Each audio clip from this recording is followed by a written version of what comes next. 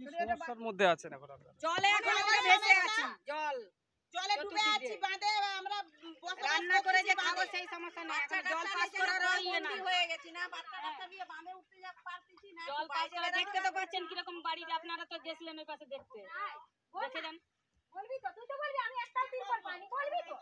আমাকে বলবি তো, কিছু দেয় না, সব ফাঁকের লোকের দিকে দিতে তো আমাদের দিকে কিছুই দেয় না, টুকুর দিচ্ছে আমি এখন টুকুর মারতেছি, আমাদের বলছে না হবে না,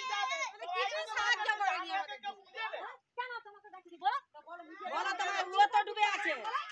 তোমার বেটাকে বলো, তোমার বেটাকে হ্যাঁ তোমরা বলো, আমরা বলছি তো আমাদের যে সমস্যা তো ডুবে আছে নাকি কেউ দেখতে পায়নি, ভিডিও বালা কি দেখতে পায়নি না, সরকার দেখতে পায়নি, কার ঘর ভাঙছে কার জল ঢুকছে তারা দেখে শুনে দিও না, ঘর বাড়ি ডুবে গেছে, আমরা ঘর দিয়ে যাদের দুতলা তিনতলা বাড়ি তারা খাচ্ছে, আর আমরা তো এর ভিতরে আছি, আমরা কিছু পাই ওই তো মুড়ি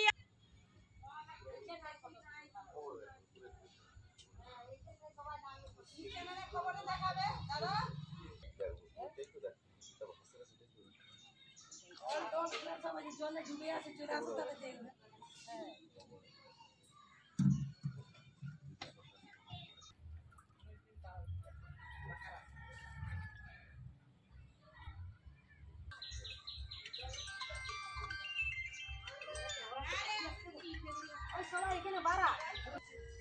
আমি মিলে না গেলে তো হবে না, কত লম্বা দরকার, আমি কারখানা না গেলে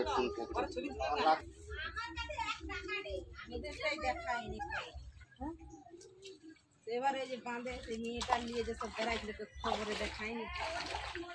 মোবাইলে দেখায়নি। আমরা রাজ্য সরকারের যে নিয়ম অনুযায়ী ইতিমধ্যে গ্রাম পঞ্চায়েতে হাউস গ্র্যান্ট, যারা আংশিক ক্ষতি এবং সম্পূর্ণ ক্ষতি, তার আবেদন ফর্ম নেওয়ার জন্য আমরা ফর্মগুলো গ্রাম পঞ্চায়েতে দিয়ে দিয়েছি। যারা ক্ষতিগ্রস্ত হয়েছে তারা ফর্ম দেবে, পরবর্তীকালে সরকারি নিয়ম অনুযায়ী তদন্ত করে যারা প্রকৃত ক্ষতিগ্রস্ত তারা রাজ্য সরকার যে ক্ষতিপূরণ ঘোষণা করবে সে ক্ষতিপূরণের টাকা পাবে। সুজিত রায়, সহসভাপতি, পাঁশকুড়া পঞ্চায়েত।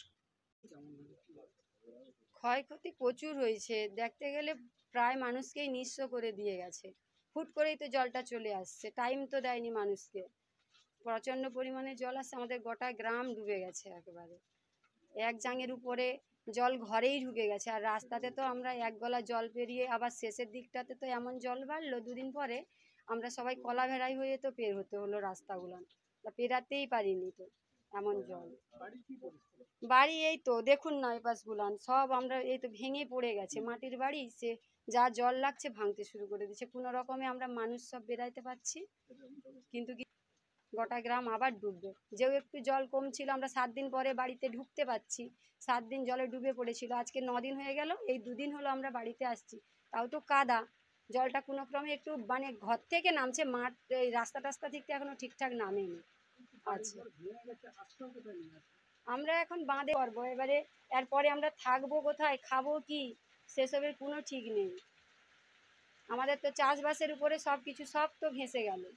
কিছুই রইল নিখন, আর ঘরের জিনিসপত্র যেও টুকটাক ছিল কিছুই তো বের করতে পারিনি, এবার আমরা একেবারেই নিঃস্ব হয়ে গেলি। মাধবী সাঁতরা, কয়া।